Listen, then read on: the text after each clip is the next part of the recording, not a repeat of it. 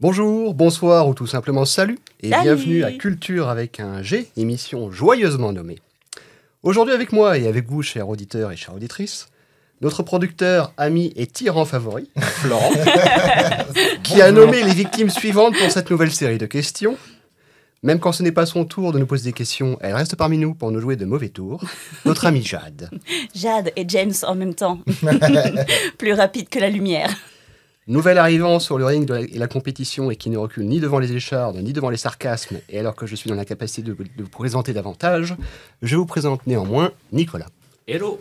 Jolie présentation. Ouais, moi, je reste franchement, quitte. I am Ouais, subjugated. On a Il faut l'air de, tenter. on a l'air de quoi, nous, avec nos vieilles présentations à la con, là. C'est vrai, et tu vois, franchement, ce qui est dommage, c'est que si on avait un public, les gens applaudiraient à tout rompre. Mais t'as un petit bouton d'applaudissement ici, je crois, sur le système. Bah. Passons à la citation. Et t'as pas... Ah si, t'as présenté Flo, le tyran. Oui. Ah, et Flo, Le tyrannosaure. Moritori, t'es tyran- salutante. Le Tyrannosaurus Rex. Citation. Passer sa vie dans l'opposition est pour un homme politique ce que serait pour un poète se condamner à lire et à juger les vers des autres.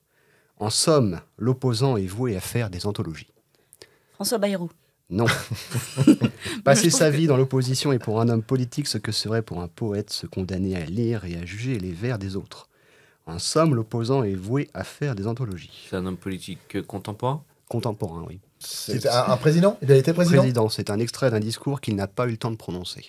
Qu'il n'a pas eu le temps de Enfin, qu'il n'a pas prononcé parce que les faits politiques lui ont retiré l'opportunité de le faire. Oh, il est pas mort avant de le prononcer. Ah, Jacques Chirac.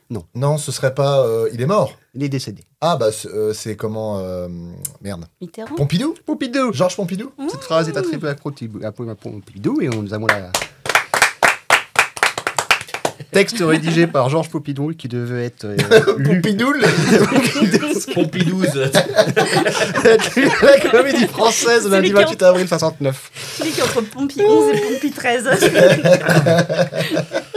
Ah, C'était un pape, ouais. Pompidouze. il était pompette. On t'excuse. Reprenons notre esprit. Nos esprits. Nous allons commencer avec une petite question. Pompidoul. Qui a écrit Birds of the West Indies? Oui. Un Allemand. On pourrait traduire Birds of the West Indies, ou plutôt en traduisant en français, les oiseaux des Indes occidentales, à Des comprendre les Amériques. Caraïbes. Un explorateur. Non, Non. Un écrivain, du coup, de britannique. je vais tout. La question est tordue, comme j'ai l'habitude d'en faire. Nous cherchons en fait un homonyme Un homonyme. Oui. À l'écrivain. à l'écrivain. Un homonyme à Ah bah moi j'y vais. On m'appelle. Un homonyme, donc. C'est quelqu'un que vous connaissez forcément, Mais pas pour ce bouquin. Du coup. pas pour ce Parce bouquin. qu'on connaît l'homonyme. En fait, si vous voyez le bouquin dans une bibliothèque et vous faites. Quoi, il a écrit ça? Voilà, en gros, vous vous dites ça. Et est-ce que l'homonyme est un écrivain? L'homonyme n'est pas un écrivain. C'est L'homonyme. un chanteur. Homme politique? Non. Français? Non. L'homonyme est une chanteuse des Barbades. Rihanna. L'homonyme. Alors, l'homonyme est fictif. Ah, L'homonyme effectif. J'ai rien compris. Alors Et attends, l'homo- on cherche un écrivain dont l'homonyme n'existe pas. Enfin c'est un personnage fictif. J'avais dit que la question était tordue. Ok. Est-ce que le fictif, donc l'homonyme fictif, vit sur la Terre qui existe? Oui, c'est notre monde à nous. D'accord. Et donc dans notre monde à nous, dans sa fiction à lui, est-ce qu'il est européen? Oui, enfin, oui, il est européen. Français? Non. Britannique? Ah oui. Ah, Je- ah, je- oui. J'ai même envie de dire, sur certains aspects, parfois archétypal. Je pense que ça va être une Archétypal émission où il va britannique. rajouter plein de lettres à plein de mots qui n'ont pas de raison d'être là. Sherlock, Sherlock Holmes. Holmes. Non. À chaque fois, on pose l'archétype Alors britannique. c'est un écrivain qui Non. est britannique. Non, Non. c'est un personnage de fiction britannique. je sais, bien pardon, sûr. je veux dire, Bah oui, c'est James Bond. C'est James Bond. Parce que l'auteur de James Bond était fan des oiseaux, là, comment ça s'appelle, l'ornithologie? En gros, oui, il était passionné par tout ce qui se passait dans les Caraïbes. Et d'ailleurs, l'auteur des films James Bond a rencontré ce James Bond-là Oui. par l'intermédiaire de sa femme. De sa femme. Parce qu'en fait, ce monsieur, Ian Fleming, s'est inspiré du nom d'un auteur, d'un livre qui traînait dans sa bibliothèque. James Bond. Il a utilisé son nom sans demander l'accord. Et ce monsieur James Bond qui vivait au Canada, ce sont bons, n'arrêtait pas de recevoir des coups de des lettres et des appels téléphoniques. Des coups de tapette. Lui demande Je ne sais pas, c'est moche. en lien avec le personnage fictif que nous connaissons tous. Et au bout d'un moment, sa femme a rentré contact avec l'auteur. Ils sont devenus amis. C'était un petit détail à Bah, savoir. bravo, Jeanne. Oui, bravo. Effectivement, bravo. Continuons sur notre lancée. Où se trouve GoldenEye? GoldenEye. Tédé. Dans l'espace. Bah oui, dans l'espace. Et là, nous cherchons un lieu réel. Ah, qui s'appelle GoldenEye. GoldenEye. Clermont-Ferrand. Ah non. C'est- Clermont-Ferrand, la ville de Michelin, des Puy-de-Dôme et le GoldenEye. Est-ce que c'est Oui, mais au moins, on l'a pas vu insulaire venir. C'est insulaire. Est-ce que c'est d'outre-mer? C'est d'outre-mer. Très bien. Est-ce que c'est outre-mer britannique? C'est outre-mer britannique. Bon, Enfin, du moins, ça l'était. C'est dans l'hémisphère sud. C'est limite. il y a une incertitude. L'Australie. Ah non, là, ça serait l'hémisphère sud-sud. Mais non, là, Les Antilles? c'est carabiesque. Carabiesque. Est-ce que c'est à côté de l'œil de Sainte-Lucie? De Sainte-Lucie, parce qu'il y a des Alors, coquillages, des yeux. Sainte-Marie, non. Saint-Joseph. Non. Est-ce que c'est une localité sur une île? On cherche le nom de l'île. Non, c'est un lieu sur une île, c'est vrai, mais c'est pas une ville, c'est pas c'est pas un mont, C'est un rocher. c'est pas une montagne, c'est pas un rocher. C'est un trou. Nous, on cherche, C'est un- l'île. Là, C'est un volcan, non? Alors, C'est- vous pouvez déjà vous limiter à l'île, mais c'est un lieu spécifique sur l'île qui s'appelle GoldenEye. C'est le cratère d'un volcan, non, qui a sur Non, non, non.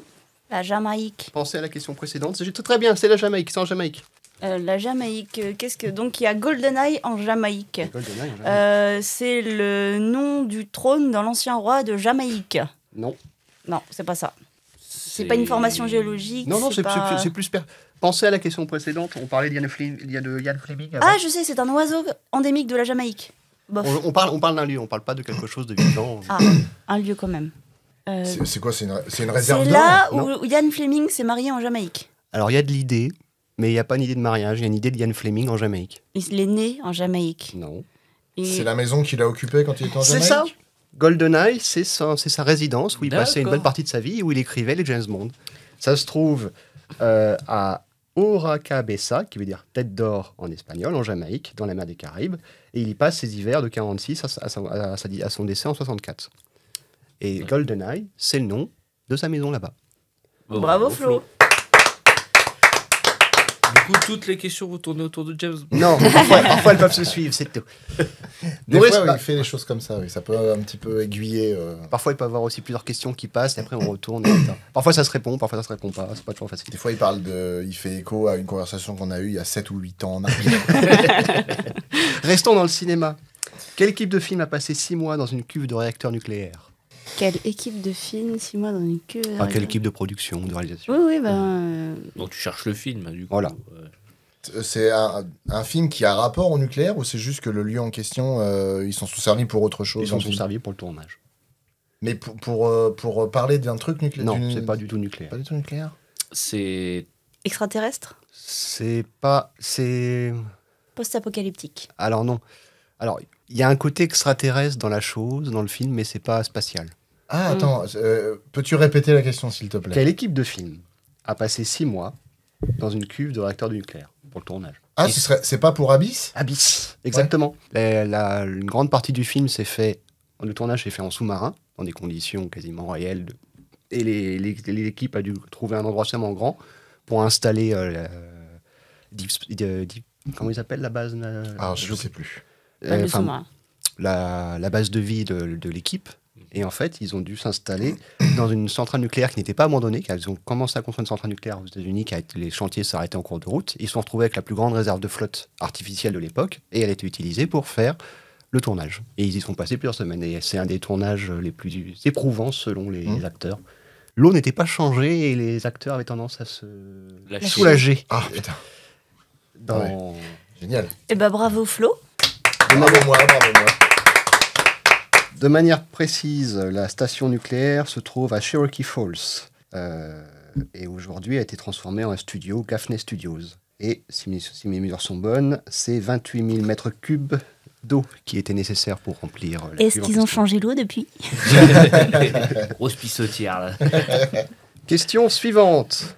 Quel est le concurrent de l'atome en 1946? Le concurrent de l'atome? Oui. Le crochu. L'atome crochu. Le concurrent de l'atome. Alors, concurrent sur quel plan? Sur le plan de l'armement ou de la technologie en elle-même? Alors, il y a un côté technologique, Le plan- pas au sens où tu l'entends. Sur le plan théorique, c'était la physique quantique contre Alors, la physique... L'atome avec un A majuscule. Atome. Mais on parle bien des atomes, pas d'un mec qui s'appelle Atome. Non, et qui... on parle Ok. d'un objet Ouais, qui était nommé, baptisé l'atome, oui. mais ce n'est pas nucléaire. D'accord, il y a un objet qui s'appelle l'atome en 1946. 46. C'est dans le domaine de la mode. La mini-jupe. Il y a de l'idée. Les collants. C'était Non. La l'atome. culotte. Il y a de l'idée dans le mini. String. Ah, les tout petits chapeaux, Non. les fascinateurs. Les Donc c'est un les accessoire shorts. de Les mode. shorts. C'est un accessoire de mode. Très Enfin, c'est un bien. accessoire. Ça se porte pas tous les jours. Les mini sacs à main, les... Un accessoire de C'est mode parce se que- porte pas forcément tous les jours. Au hein. final, comme tu as dit, la mini-jupe, tu as dit que c'était pas loin. Donc Il y a un rapport avec le mini. Ah, Un d'accord. bikini. Bikini. Ah, Bravo, bonne Bravo. réponse de Nicolas. En effet, en 1946, Il en a vu des bikinis, je peux te le dire. moi. Pas Il autant y a- que je voudrais, mais. 2 créateurs français se lancent de manière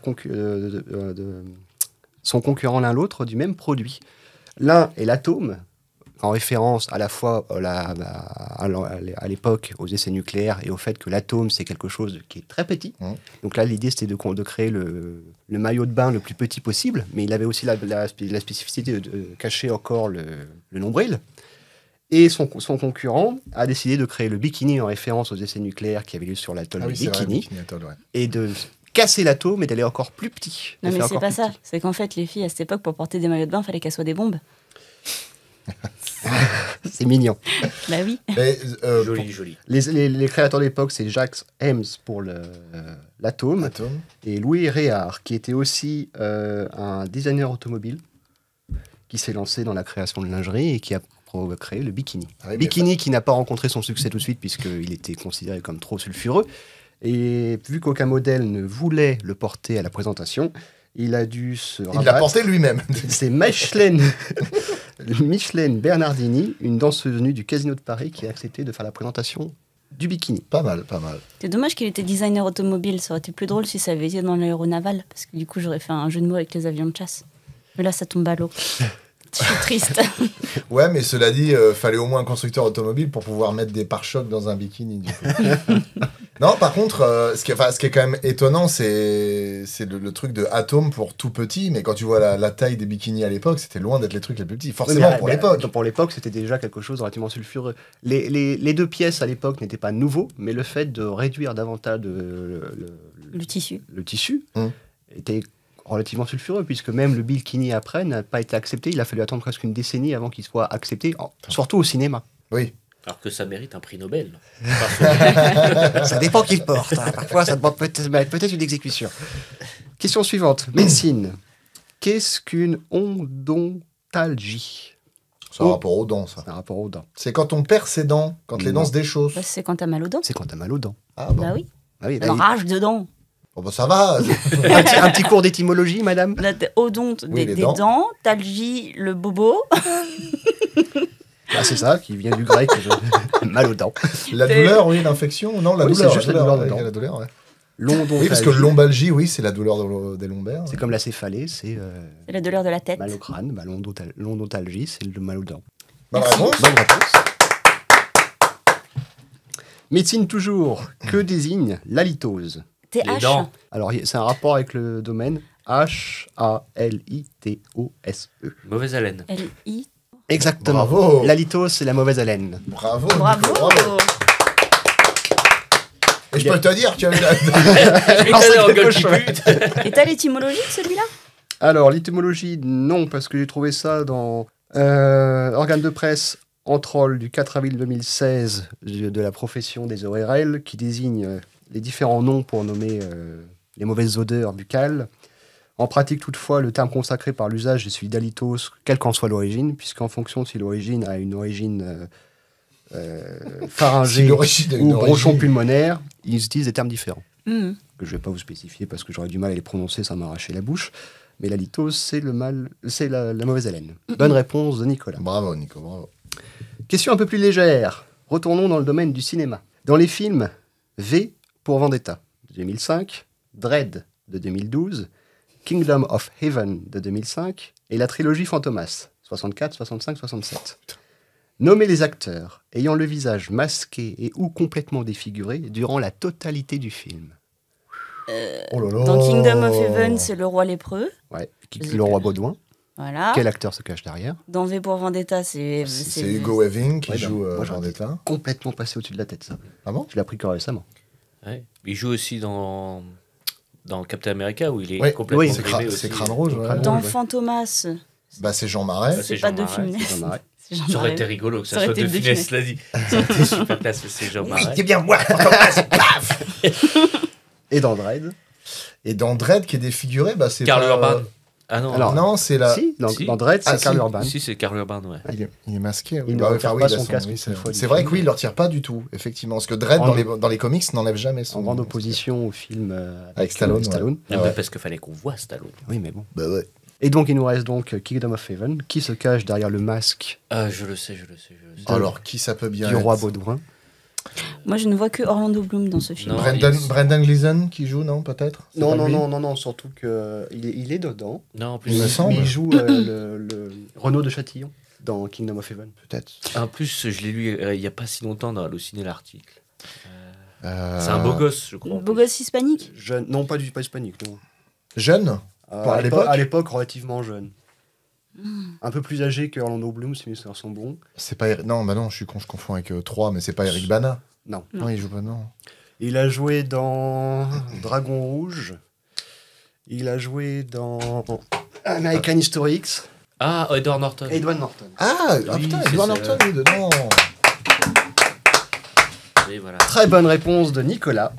En forme. Bah, Collégial, réponse collégiale. oui, ouais. mais- Collégial, ouais, ouais. Oui, c'est vrai que c'était plusieurs choses, mais très bonne réponse pour Edward Norton de Nicolas. Restons dans le cinéma. Tiens, j'ai pas été très original aujourd'hui. Quel second couteau du cinéma américain, habitué des productions de science-fiction, a la réputation de jouer des personnages avec un membre manquant ou qui subissent un démembrement durant le film? Oh là là là là. Comment il s'appelle Moi, je me suis arrêtée à second couteau. Hein. le- Je voyais mon tireur de cuisine et c'est tout. Le réalisateur de La planète des singes, Andy Serkis. Ah non. Il a toujours un membre coupé ou Alors, quelque pas chose. toujours, mais il a la réputation de ou apparaître à l'écran avec un membre manquant ou de perdre à l'écran un ou plusieurs de ses membres. C'est pas, Sean Bean. Bah non, Non. Sean Bean, il meurt. Oui, il C'est meurt, tout. mais Il perd pas il des pourrait- membres, il meurt. Oui, mais de la façon dont il meurt, il peut perdre des trucs sur le chemin.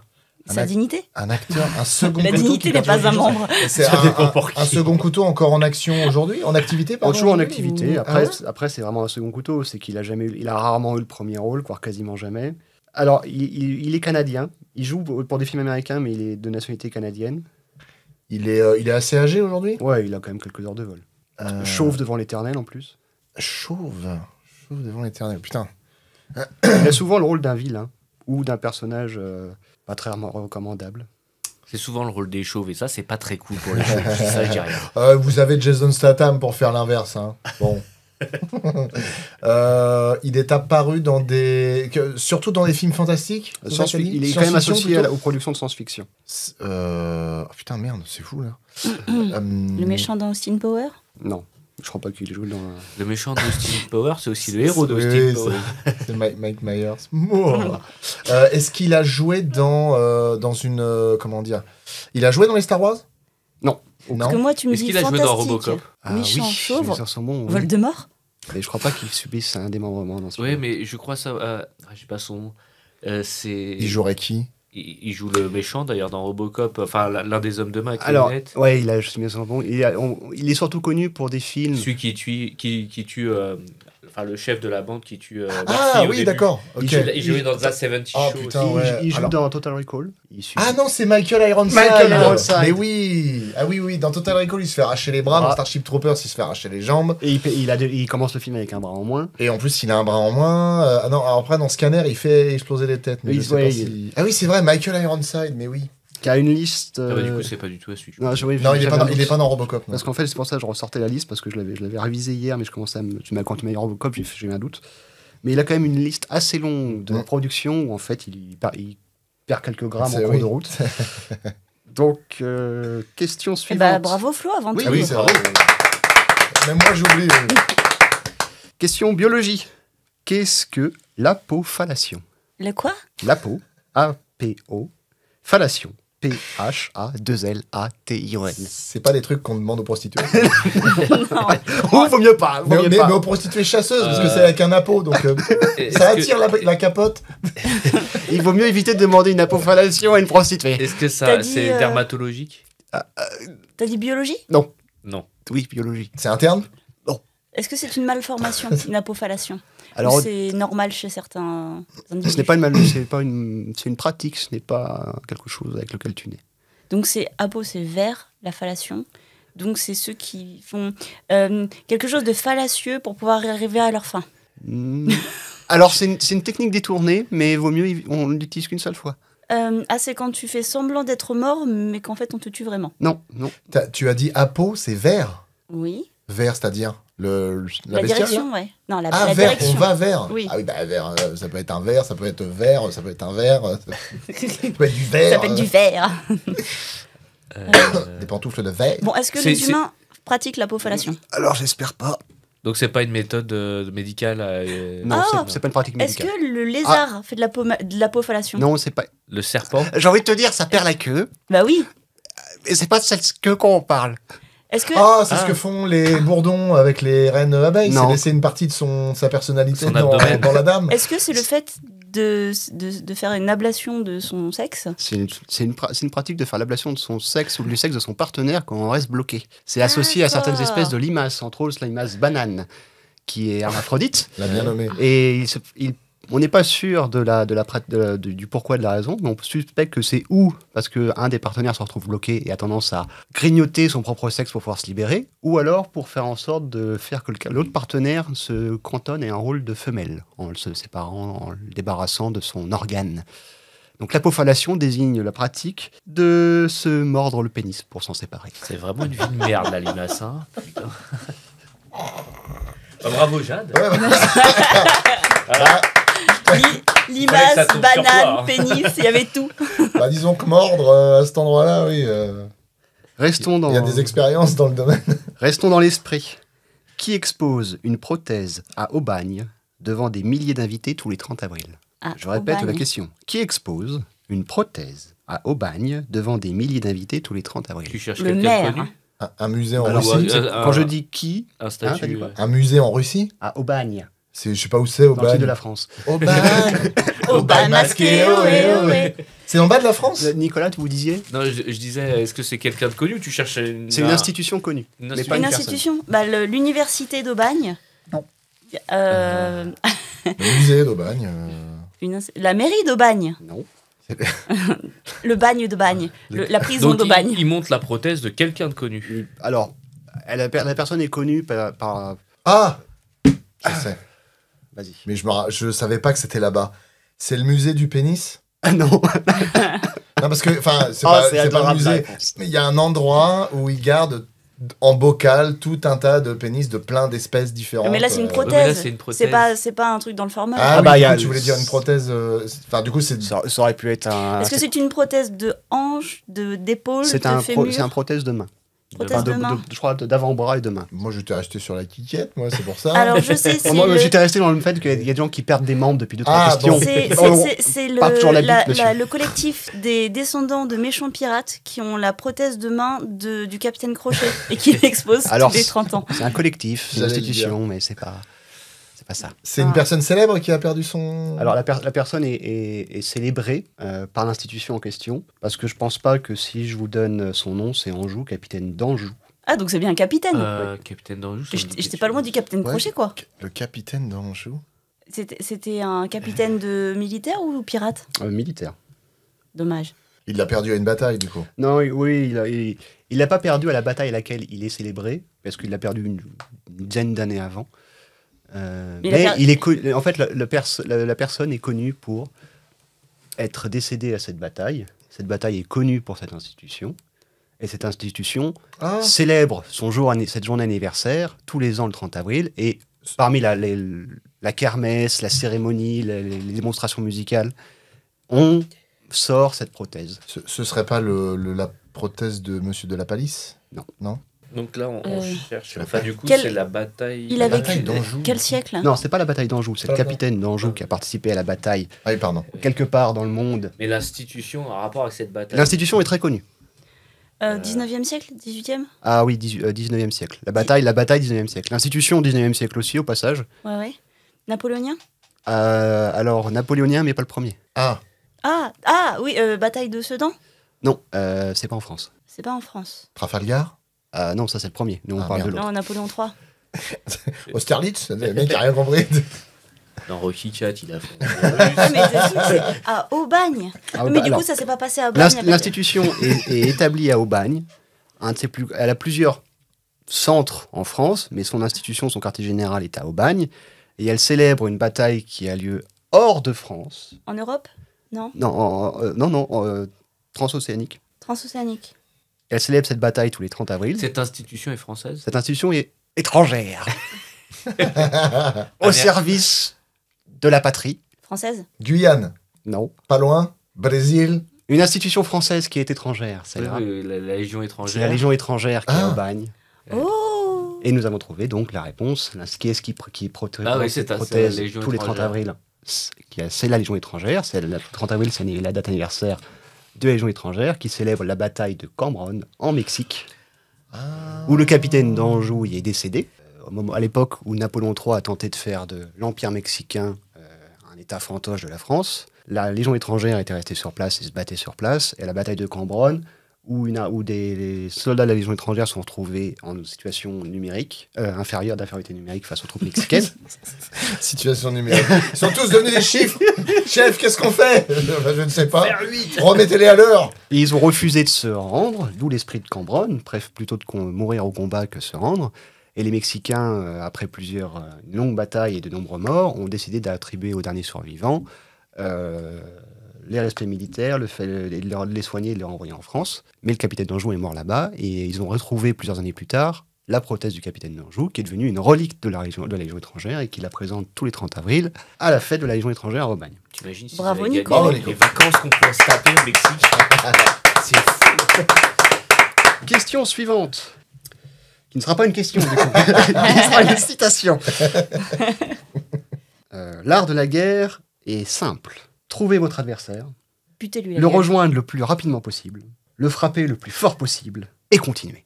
The art of war is simple enough. Find out where your enemy is. Get at him as soon as you can. Strike him as hard as you can. And keep moving on. And you are always on culture with a J.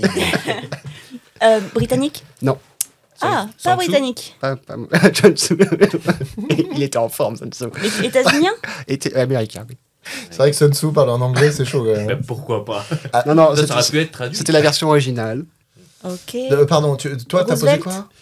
Non, c'est un peu avant. Un bon demi-siècle. Washington. Ah oui, quand même. Non, même plus en fait que ça. Un politique?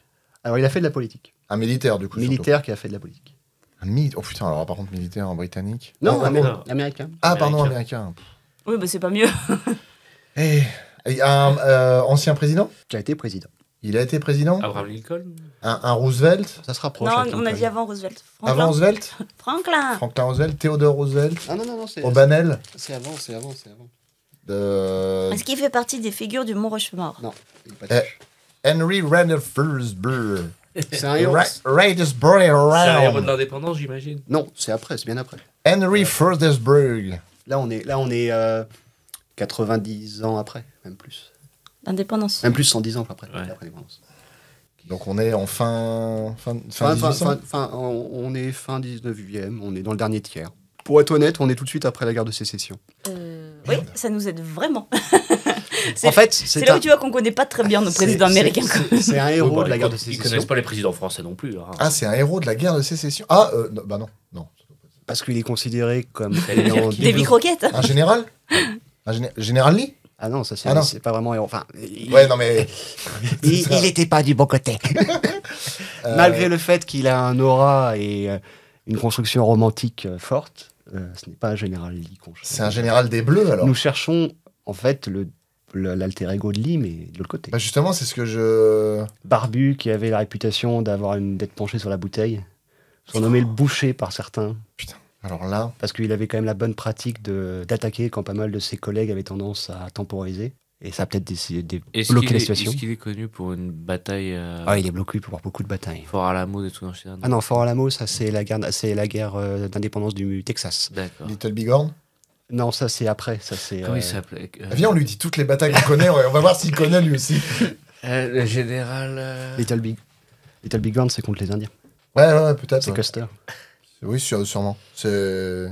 J'ai perdu mes oreilles à la bataille de Little Big Horn. Enfin, si tu son nom, c'est Custer. Hein. Oui, je crois que c'était ça. Je sais ce que j'allais dire. Mais... Général Lee ou le général... Putain, je suis sûr qu'au fin fond de ma mémoire, j'ai dû l'entendre. Parce qu'il doit être connu en plus. Ah, il est connu. Général Non. de des forces fédérées, qui a été nommé général en chef quasiment par Lincoln quand il a vu que les autres Brels, elles hésitaient à aller au combat. Ah, Et putain. qui a défait Lee après la bataille d'Atlanta, qui a rencontré Lee pour accepter sa réédition. Général MacArthur. Ulysses Ah non. S. Grant. Grant. Ah putain. Ah, pour le whisky, t'aurais dû trouver. toi. Merde. Ah, c'est pas celui-là que je bois, moi. J'en bois pas. Bravo. Bravo. Ah non, c'est lui qui le dit, moi. Non, mais c'est pas une tentative. Je vous remercie d'être resté avec nous jusqu'au bout. Et je vous dis à la prochaine. Et portez-vous bien d'ici là. Salut. Salut.